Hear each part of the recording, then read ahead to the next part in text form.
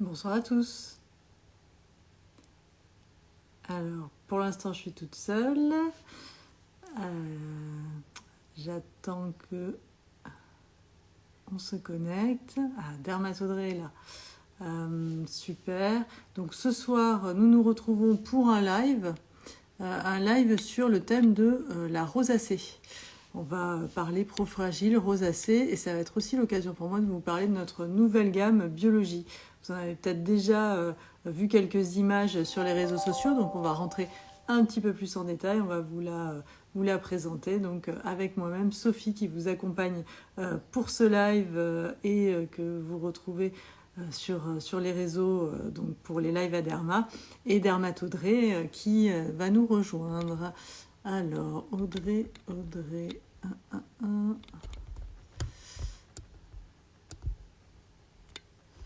Alors, Audrey va nous rejoindre. Ça y est, ça commence à arriver. Vous êtes un tout petit peu plus nombreux. C'est super. On va attendre encore un petit peu qu'on soit encore un peu plus nombreux. Bonjour Audrey, comment vas-tu? Ça va bien et toi? Bah écoute, ça va. Mieux que toi, je crois. Ouais, T'es pas je très dis ça très va en bien, forme. mais il faut le dire vite, je suis pas en grande forme. Je suis malade, j'ai la crève, comme on appelle ça. Bon, bah, on appréciera d'autant plus ta présence, hein. Je pense que du C'est coup, gentil. c'est vraiment super de faire l'effort d'être là parce que quand on n'est pas bien, c'est pas forcément l'idéal. Mais on va essayer de rendre ce live quand même interactif Oui, et ça me fait sympathique. plaisir. Ouais. Ouais, tout à fait. Alors, j'attends un tout petit peu. On est combien? On est 59. Ça monte un petit peu. C'est super. Donc, pour ceux qui viennent d'arriver, sachez que aujourd'hui, c'est un live sur le thème de la rosacée. Donc, on va parler rosacée avec Audrey, alias Dermat Audrey. Et puis, ce sera aussi l'occasion pour moi de vous parler de notre nouvelle gamme biologie, puisque dans cette gamme, on a un programme de soins complet pour la rosacée. Donc, on y reviendra tout à l'heure plus en détail avec Audrey. Alors peut-être pour commencer, Audrey, puisqu'on parle du thème de la rosacée, alors pour nous c'est assez évident, mais c'est peut-être pas le cas pour tout le monde. Qu'est-ce que c'est la rosacée? Moi, je pense à la rougeur tout de suite. Est-ce que tu peux nous en dire un peu plus? Oui, tout à fait. En fait, la rosacée, c'est un mot qui désigne plusieurs situations différentes, à la fois des rougeurs qui peuvent être intermittentes, donc pas permanentes, et des rougeurs qui sont permanentes. Donc les rougeurs intermittentes, on appelle ça des flushs. C'est quand le visage devient rouge. Alors ça peut arriver à tout le monde hein, d'avoir le visage qui devient rouge, mais on considère que c'est pathologique quand ces rougeurs elles durent plus longtemps que la normale en fait. Ouais, Donc alors ça moi c'est j'ai souvent des rougeurs comme ça, bon, dès qu'il fait un peu chaud, quand je fais du sport, ou alors quand je mange épicé ou un verre de vin, ce genre de choses, c'est ça? Oui, c'est ça. Bah, en général, plus on a de situations où on développe des rougeurs, bah, plus on a de chance d'être dans le cas de la rosacée. Parce que, comme je disais, ça peut arriver à tout le monde d'avoir le visage qui devient rouge quand, je sais pas moi, quand on est devant un feu de cheminée et qu'on a le visage qui Oui. chauffe. Si par contre ça se reproduit dans plein de situations différentes, bah, comme tu disais, quand il fait chaud ou quand il fait froid, quand il y a du vent, quand on passe comme ça d'une température un peu extrême à une autre. L'exemple typique, c'est par exemple quand on est en hiver et qu'on va faire des magasins et qu'on rentre dans le magasin, on a le manteau et tout, pouf, donc le visage peut devenir très rouge. En général, dès que la température diminue ou dès qu'on s'acclimate, ça doit disparaître tout de suite. Si les rougeurs, elles durent plusieurs minutes après la suppression, en fait, du facteur favorisant, c'est qu'on est dans la situation d'une rosacée, donc avec des flushs liés à la rosacée. Et D'accord, puis, il donc peut y avoir, si je comprends bien, pardon, excuse-moi, je te coupe. Il y a deux choses, donc c'est la durée de la rougeur et puis Hmm. la fréquence finalement. Voilà, c'est ça. Ouais, ouais. Et puis, il y a des rougeurs qui peuvent être permanentes. On appelle ça de la coupe rose ou de l'érythrocuprose. Ce sont les personnes qui ont tendance à avoir, par exemple, les joues à ce niveau-là qui restent rouges. On en voit surtout chez les personnes d'origine anglo-saxonne, d'origine anglaise, irlandaise. Oui, ou les Par petits vaisseaux exemple, comme ça, les petits vaisseaux voilà, des fois qui ressortent, ouais. c'est ça. Alors, soit c'est juste un fond rouge uniforme, soit il y a de la rougeur, plus ou moins, donc des petits vaisseaux, donc des petits traits où on distingue comme des toutes petites varices qu'on peut avoir au niveau des jambes, hein, des petits traits de vaisseau. Ça, c'est possible au niveau du visage aussi. sur les joues, sur le nez, sur le menton. C'est vraiment des localisations très fréquentes. Au niveau du nez, on en voit souvent là vers les ailes du nez, hein, des petits vaisseaux, des petits traits de vaisseaux. Oui, tout à fait. Et du coup, moi qui ai tendance, comme je te disais, à faire des flushs, pour le coup, Mm. est-ce que, je sais pas, d'ici quelques années, ça pourrait rester persistant ou pas du tout? Ça dépend des gens. La rosacée, c'est pas forcément une aggravation de stade en stade. On peut pas, en fait, quand on parle de stade 1, on devrait peut-être plutôt parler de type 1 pour les flushs, de type 2 pour la coupe rose. On peut avoir l'un ou l'autre ou les deux. Et puis après, le troisième type, ce sont les boutons liés à la rosacée, ce qu'on appelle la rosacée papulo-pustuleuse. Alors comme son nom l'indique, papulo, ça veut dire Ça fait peur, papule, quand même. c'est-à-dire c'est vachement sympa comme mot. Les papules sont les boutons rouges et les pustules, les boutons avec un contenu blanc, avec du pus dedans. Donc ça ressemble un peu à de l'acné, donc c'est pour ça qu'autrefois on parlait d'acné rosacée, mais c'est un terme qui est impropre et qui doit plus, enfin qui est plus utilisé en dermatologie parce que ça faisait une confusion avec l'acné au sens acné, on appelle nous l'acné juvénile, c'est-à-dire l'acné normale, qui est pas juvénile non plus parce qu'elle touche les adultes aussi. Donc voilà, c'est des petites adaptations au niveau du vocabulaire. Mais ce qu'on appelait avant l'acné rosacée, c'est la rosacée papulo-pustuleuse, celle qui donne des boutons. Souvent, elle s'associe avec d'autres types de rosacée, c'est-à-dire les flushs et ou la coupe rose. C'est très rare que la peau elle soit vraiment hyper blanche et puis qu'il y ait juste des boutons de rosacée qui sortent par-dessus.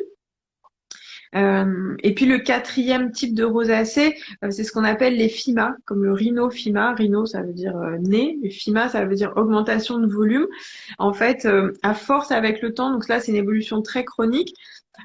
Il n'y a pas forcément eu de bouton avant, c'est pas une évolution, une aggravation vers le FIMA, mais en fait, ce qui se passe, c'est que les glandes qui fabriquent le sébum épaississent la peau et le nez peut devenir très gros. Donc, c'est ce qu'on peut voir un peu dans les dessins des contes, par exemple, quand on voit des gens avec un très gros La nez, c'est petite ce genre de sorcière, choses. j'ai vu des photos, c'est Éventuellement. impressionnant quand même, hein. Alors, ça touche J'imagine que plutôt ça les reste quand hommes. même très très rare parce que C'est assez rare, ça touche plutôt les hommes. Et en fait, le problème, c'est que ça donne un visage comme enfin, qui évoque quelqu'un qui a des problèmes d'alcoolisme. Donc les pauvres gens qui sont touchés par cette pathologie souffrent un peu de cette stigmatisation parce que leur visage évoque l'alcoolisme alors qu'ils n'ont pas forcément de problème d'alcool. Enfin, c'est complètement indépendant. d'accord. Et je me posais une question, est-ce que c'est dès la naissance qu'on l'a ou est-ce que ça peut être Non, acquis ou est-ce que les facteurs environnementaux peuvent faire qu'on la déclenche? ça apparaît avec le temps, petit à petit, souvent on va dire après l'âge de 20 ans. Ça existe la rosacée chez l'enfant, mais c'est très rare. D'accord. Et du coup, c'est pas forcément d'origine génétique. Alors, il y a une prédisposition génétique, c'est-à-dire que si vos deux parents ont de la rosacée, vous avez beaucoup plus de risques d'en avoir. C'est génétique, mais on n'a pas identifié un gène qui pourrait être détecté ou même traité. Ça, on sait juste qu'il y a une prédisposition génétique. Quand on regarde dans les familles, souvent il y a d'autres personnes qui ont de la rosacée aussi. Il y a pas longtemps, je travaillais vers la Normandie et je me suis rendu compte qu'il y avait beaucoup plus de gens qui avaient de la rosacée là-bas. Donc, est-ce que c'est lié à des facteurs génétiques, des facteurs un peu climatiques aussi? Tout est possible. Mais en tout cas, oui, oui, les, la génétique compte. Ouais. Alors, on a une question, je ne sais pas si c'est directement lié à la rosacée. C'est Mélanie qui nous demande est-ce que l'acné adulte peut toucher d'autres parties du corps comme le dos, les cuisses et les fesses? Elle a l'air de parler plutôt de l'acné au sens large parce qu'il y a peut-être deux réponses en fonction est-ce que c'est une acné qui est liée à la rosacée ou est-ce que c'est une acné, non? Alors, la rosacée en elle-même, elle touche, on va dire, on va résumer que le visage. Pour la rosacée, c'est très rare d'avoir des atteintes du décolleté ou d'autres choses. On sera plutôt sur de l'acné. Et l'acné, même qu'on soit jeune ou qu'on soit adulte, elle peut toucher le visage, le tronc, les épaules. Après, par contre, s'il y a une acné ou en tout cas des boutons qui ressemblent à de l'acné au niveau des cuisses et des fesses, euh, on part sur d'autres types d'acné un peu différents. Ça peut être l'acné conglobata, ça peut être la maladie de Verneuil. Ça nécessite de consulter pour avoir un diagnostic un peu plus précis. Et puis, il peut y avoir tout à fait de l'acné au niveau du visage. Et puis d'autres types de boutons qui ressemblent, par exemple, des furoncles, des folliculites au niveau des cuisses et des fesses. Mais c'est vrai que vu de loin, ça ressemble à des boutons qui sont rouges, qui sont purulents ou pareil. Tout à fait. Alors, je fais une petite digression parce que l'acné n'est pas le sujet, mais pour ceux qui ont de l'acné, que ce soit sur le visage ou sur le corps, le gel moussant Fisac est très bien parce que justement, il est très doux et il s'adapte aussi bien au visage que au corps. On peut tout à fait l'appliquer sur le torse, le dos, etc. Bref, voilà, je m'égare. Donc, revenons sur la rosacée et biologie. Euh, Est-ce que des cosmétiques existent? Alors, j'imagine que pour traiter la rosacée, on va certainement avoir des traitements médicamenteux. Est-ce qu'on peut la traiter aussi via des cosmétiques? Bon, je connais un tout petit peu la réponse, mais je te laisse nous dire un peu tout ça. Alors oui, d'abord c'est important d'avoir des cosmétiques qui vont pas aggraver la rosacée parce que la rosacée ça survient souvent sur des terrains de peau assez réactifs et donc quand on va appliquer des cosmétiques peut-être un peu irritants quand on veut, je sais pas moi, faire un peeling ou ce genre de choses, ben, on peut tout à fait activer sa rosacée et déclencher des poussées de rougeur et ou de boutons. Donc certains cosmétiques vont aggraver la rosacée en provoquant, donc voilà, je disais soit des rougeurs, des boutons ou même juste des sensations d'inconfort, des picotements, des tiraillements et c'est ce qu'on voit sur les peaux très réactives. Donc c'est important d'avoir des cosmétiques qui soient vraiment spécifiques pour peau sensible et pas juste, je sais pas moi, pour peau sujette aux imperfections. Là, on s'orienterait plus vers de l'acné que pour les peaux sujettes à la rosacée. Donc ça, c'est la première chose. Ouais. Et après, au niveau des cosmétiques en eux-mêmes, il y a des cosmétiques spécifiques anti-rougeur et c'est ça qu'il faut utiliser. D'abord, le matin, avoir une bonne protection solaire et puis le soir, avoir une crème qui soit hydratante et anti-rougeur. D'accord. Et du coup, je vois, bah, ça fait le lien avec la question de valitude. Quels sont les traitements pour une rosacée? Alors, érythrose, c'est une Mm. rosacée spécifique, ça, j'imagine. L'érythrose, donc c'est l'érythrocuprose, ce sont les rougeurs qui sont permanentes. Il y a deux possibilités, soit de faire du laser vasculaire, donc du laser qui va aller éclater ou boucher les petits vaisseaux qui sont présents sur le visage. Ça se fait plutôt en hiver quand la peau est plus blanche possible, qu'il n'y a pas de bronzage. Ça, c'est pour le laser. Et puis sinon, il y a un autre traitement qui s'appelle la brimonidine, qui est un gel, donc un traitement local à appliquer qui va faire une vasoconstriction, donc faire se resserrer les petits vaisseaux. Donc il n'y a plus de sang qui arrive à passer à l'intérieur, la peau devient blanche. C'est un traitement qui est uniquement symptomatique, c'est-à-dire que quand on le met, la peau elle devient blanche, ça dure 8 à 12 heures. Au bout des 8 à 12 heures, fou, le sang revient. Ça n'a pas soigné le problème. C'est vraiment juste symptomatique, mais ça peut aider des gens qui se trouvent vraiment complexés par leur rougeur permanente. Hmm. Et quand on est sur des rougeurs, parce que là on parle de rougeurs permanentes, mais quand on est sur des rougeurs transitoires, tout à l'heure tu nous as parlé des flushs, là Mm. un traitement qui peut être tout à fait adapté, c'est du coup biologie. Les fameux soins dermatologiques et biologiques que nous venons de lancer ce mois de septembre. Alors là j'ai biologie AR, donc je Mm. vous le montre parce que vous voyez la petite bande rouge là, facile à reconnaître. Biologie AR, c'est vraiment spécifique pour les rougeurs. Et quand on parle de la gamme biologie, ce que je vous disais à l'instant, voilà, on est sur une gamme qui est bio et dermatologique. Tu le sais bien, Audrey, puisque on te l'a présenté. Hein, c'est des choses qu'on présente aux médecins, qui sont Mm. ensuite prescrits par vous dans les situations adaptées. Et c'est le seul soin qu'on trouve qui est à la fois dermatologique et biologique, parce que Mm. je sais qu'il y a beaucoup de personnes aujourd'hui qui recherchent ces soins bio pour la naturalité, Tout la à fait. composition. On est sur des compositions hyper safe, hein, puisqu'on a 99% d'ingrédients d'origine naturelle, évidemment sans ingrédients controversés. Donc ça, c'est vraiment très, très demandé. C'est aujourd'hui, tout le Mm. monde cherche ça. Mais c'est vrai que la difficulté, ça va être d'allier l'efficacité à cette naturalité avec appuyé notamment par des études cliniques comme on a pu présenter sur ce produit, puisque tous nos produits sont testés et on a toutes les études cliniques. Je pense que ça, c'est quelque chose qui est important pour toi en tant que dermatologue. Ah bah, tout à fait, parce que avoir une efficacité théorique avec des principes actifs, c'est une chose, mais si c'est testé sur des volontaires, c'est quand même mieux parce que ça permet de quantifier l'efficacité d'un produit. Moi, j'avais travaillé il y a quelques années en labo de test cosmétique, justement. Ah, tu connais bien le sujet du coup. Donc, je connais bien le sujet et donc moi c'est assez sympa de travailler avec les volontaires. Donc pour les gens qui savent pas comment ça se passe, ben en fait on peut tout à fait s'inscrire dans toutes les grandes villes. Il y a ce type de d'entreprise qui propose ça. Donc vous pouvez vous inscrire sur un panel et puis vous êtes contacté par exemple d'abord pour faire un peu l'état des lieux de votre peau. Ben on vous dit ah ben vous avez je sais pas moi des pellicules, de la rosacée, la peau sèche au niveau du corps, etc. Et après, vous allez être sollicité en fonction de votre type de peau bah, pour utiliser des produits qui seront adaptés. Par exemple, un shampoing antipelliculaire, par exemple, une crème anti-rougeur, etc.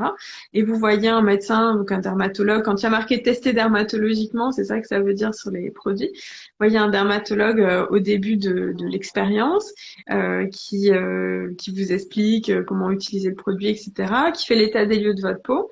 Et puis, un mois après, pour les tests d'usage, donc les tests qui sont faits comme sur une utilisation à la maison quotidienne, bah, vous revenez voir le même médecin et puis on fait des cotations. Alors soit on prend des photos par exemple pour les rougeurs, pour avec des échelles colorimétriques pour bien voir si les rougeurs ont diminué, soit on compte le nombre de points noirs qu'il y a sur le nez pour voilà, pour les situations d'acné.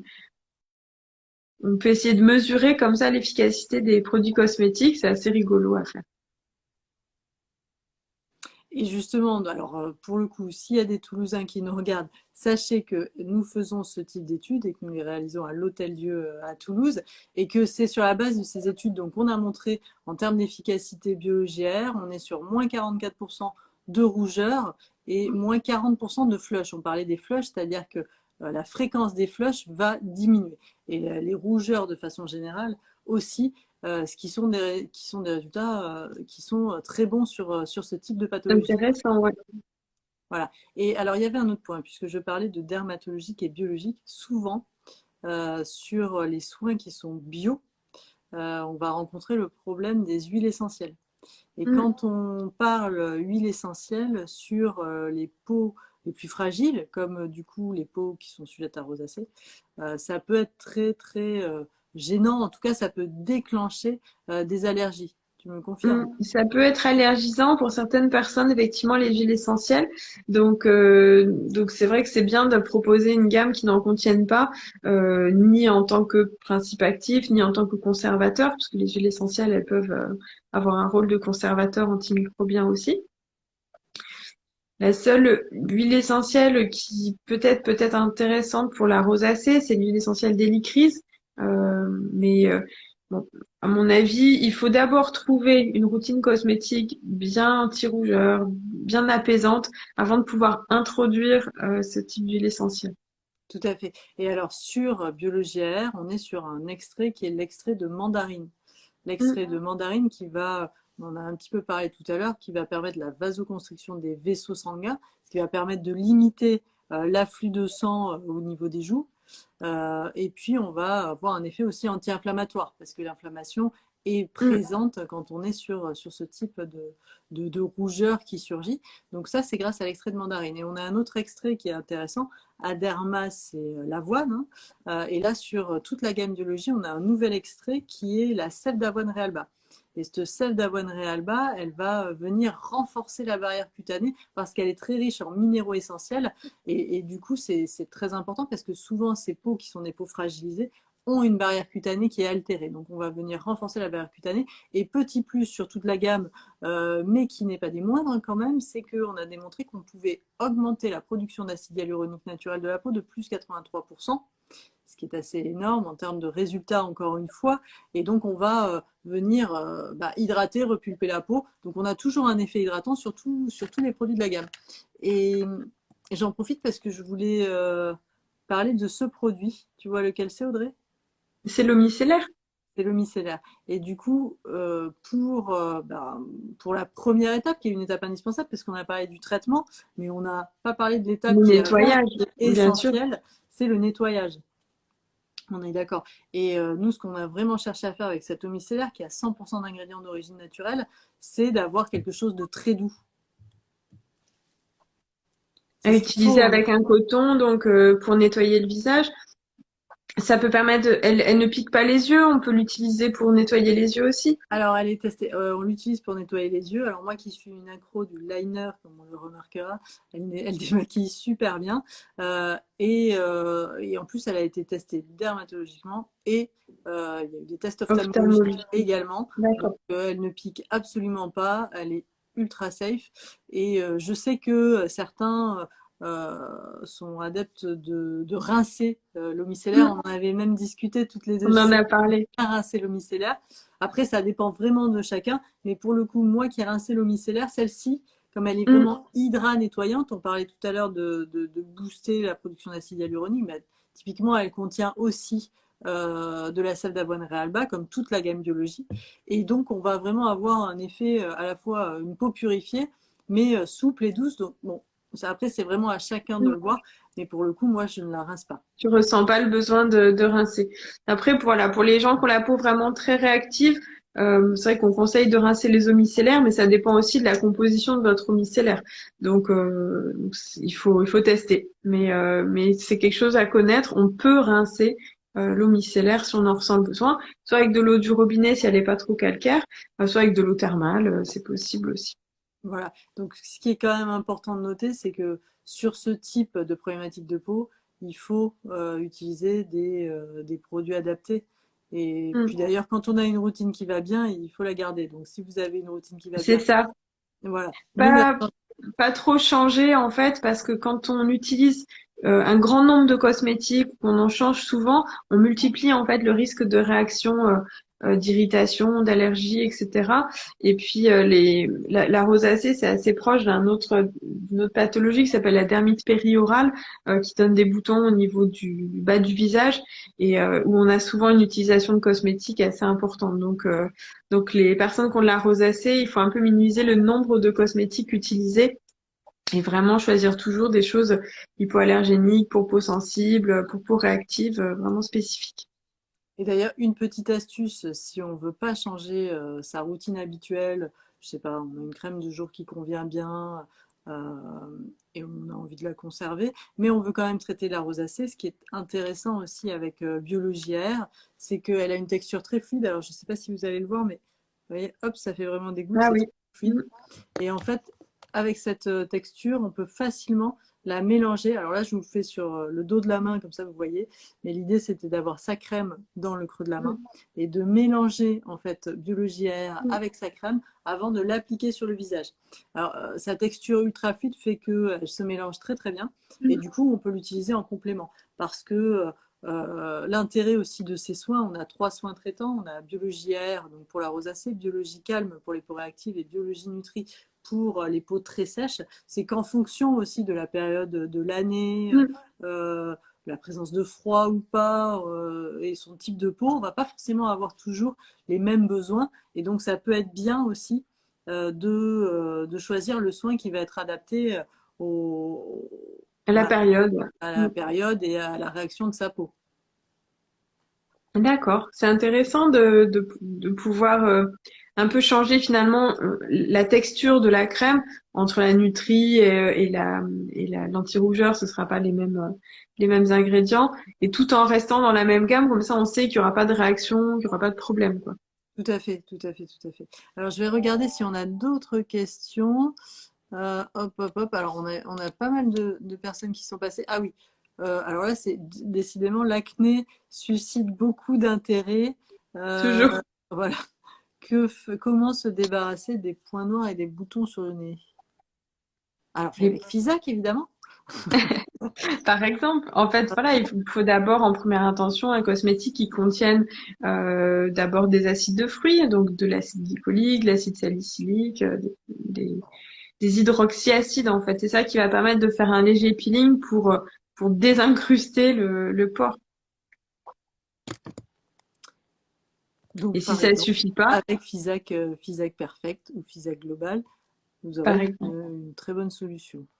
Et Et si ça si ça suffit pas, suffit pas, pardon. bah, il faut consulter. En fait, les gens essayent souvent plusieurs cosmétiques et puis en fait, ils ont une acné qui est trop sévère. Bah, dans ce cas-là, il faut consulter son médecin généraliste ou son dermatologue parce qu'on a des médicaments sur ordonnance sous forme de traitement local et ou par voie orale qui fonctionnent aussi. Mais c'est vrai que c'est bien d'utiliser d'abord une routine cosmétique adaptée pour les peaux sujettes aux imperfections pendant quelques mois, pour histoire que la peau elle s'habitue, enfin elle commence déjà à faire un peu son peeling et qu'on parte pas d'une acné trop sévère pour la traiter avec des médicaments.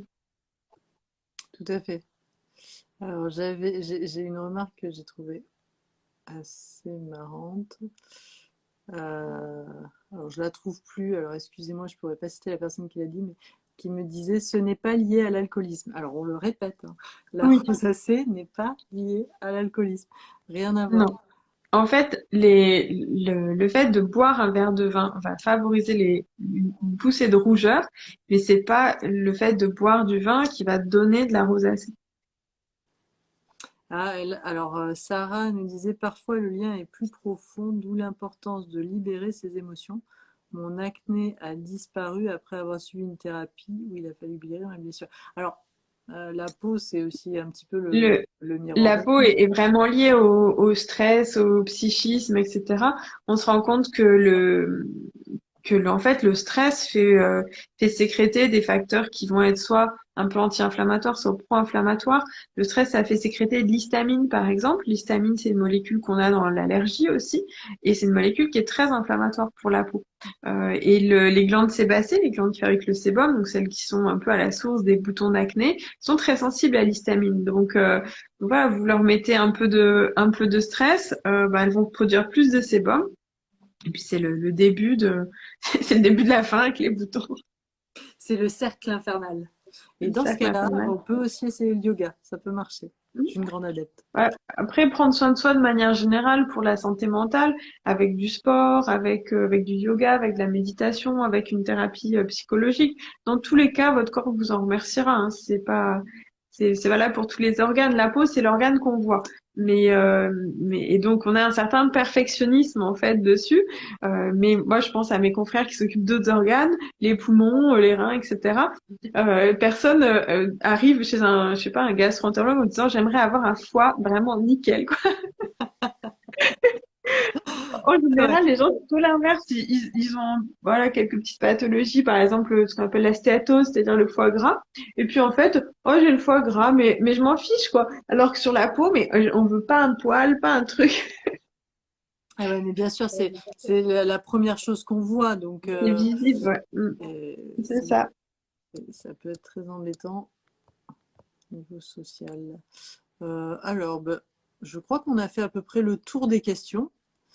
Euh, Moi, j'ai oublié de parler d'un petit truc. oui, Dans toutes les formes de rosacée, il y a une forme dont on n'a pas parlé qui est la rosacée oculaire, celle qui touche donc les yeux, les oui. paupières, ça donne un peu comme des boutons en fait au niveau des paupières ou des rougeurs. Ce qu'on appelle une blépharite, où ça donne des orgelets, des chalazions. Et en fait, ce qu'on voit, c'est qu'il y a une anomalie de la composition du sébum, la graisse qui est fabriquée par la peau, qu'on retrouve au niveau des glandes qui fabriquent la partie lipidique, la partie graisseuse du film lacrymal. Et ça donne, bah oui, comme des orgelets, donc des infections au niveau de ces petites glandes qui sont à la racine des cils. C'est assez embêtant à traiter. On traite ça avec les ophtalmos, avec des collyres, etc. Mais donc si vous avez des boutons de rosacée bah, sur le visage, vous avez un peu plus de risque d'avoir de la rosacée oculaire. Donc on peut faire le lien comme ça au niveau des boutons entre le visage et les paupières. Ok, alors je viens de trouver une autre question. Pouvez-vous parler des alternatives au laser? Parce que du coup, les rosacées les plus avancées, les stades 3 et 4, on les traite au laser? Alors, dans la rosacée papulopustuleuse, le stade 3, le laser fonctionne pas directement dessus. Euh, le, sur la coupe rose, donc sur le stade Donc 2, les stades là, plutôt ça fonctionne. en amont. En fait, D'accord. c'est pas vraiment, c'est pour ça que le terme de stade est peut-être pas adapté parce qu'on s'imagine que c'est une histoire de gravité Mais il y a des gens qui ont une rosacée papulo-pustuleuse, donc avec des boutons qui est assez légère, avec juste 3-4 boutons. Il y a des gens qui ont une coupe rose qui est hyper visible. Donc c'est pas cette histoire de stade est peut-être pas bien claire. Mhm. Faudrait mieux dire type, on va dire, D'accord. entre les flushs, la coupe rose, les boutons et les FIMA. Donc pour la coupe rose, on utilise du laser vasculaire. Il y a plusieurs types de laser vasculaires qui sont possibles. Donc ça, c'est à discuter avec votre médecin esthétique ou votre dermatologue parce que on a plusieurs réglages possibles en fonction de la machine disponible aussi. Je disais que l'alternative pour la coupe rose, c'était d'utiliser de la brimonidine en gel. Donc ça, on en a déjà parlé aussi. C'est un médicament sur prescription qui s'applique localement, qui va faire une vasoconstriction. Donc ça, c'est à discuter avec votre dermatologue. Et sinon, donc pour les FIBA, on utilise du laser aussi, mais qui est du laser CO2, du laser chirurgical, et qui va faire une découpe, un peu comme un sabre laser, si vous voulez. On rabote le nez Je vais pas le pour... faire ça. Non, non, non. T'en as pas du tout besoin, Sophie, je te rassure. Mais en fait, c'est pour désépaissir la peau. Donc ça, c'est une cicatrisation, vous imaginez tous, hein, qui est assez enfin, qui est assez délicate, mais ça permet oui, de revenir à un volume de nez un peu plus normal. D'accord. Bon, dans tous les cas, ce qui est important de noter, c'est que donc, Biologie Air est compatible hein, avec Mm, le laser et les traitements mm. médicamenteux. C'est bien de le garder en tête. Ben voilà, il me semble qu'on a dit On beaucoup a de fait le tour, choses. On a dit beaucoup de choses sur la rosacée. ça Bon. marche. En tout cas, si jamais il y a d'autres questions qui vous viennent un petit peu plus tard, ou même pour ceux qui regarderont le replay, n'hésitez pas à nous les Il envoyer faut en les mettre en MP, commentaire. en commentaire. On y répondra, il n'y a pas de souci. Audrey est là. En tout cas, un grand merci d'avoir été là, parce que je rappelle que Audrey est malade ce soir. Donc tu vois, Je vais, je ça vais s'est me pas du tout vu. coucher. Si c'est le canapé, sinon on n'avait pas vu. J'ai la boîte de mouchoirs. Je viens de me la mettre dans l'œil, hein, tout ça. J'ai la bouteille d'eau. C'est bon. Je peux T'étais, mourir. t'étais pareil. T'étais pareil. Bon, bah, en fait, maintenant, ce que je vais te dire, c'est repose-toi, soigne-toi bien. Un grand merci pour le live Merci et à beaucoup. très vite pour le prochain live. Ça marche. À bientôt. Salut Audrey, au revoir à tous, bonne soirée et à très vite. Bye bye. Bye bye.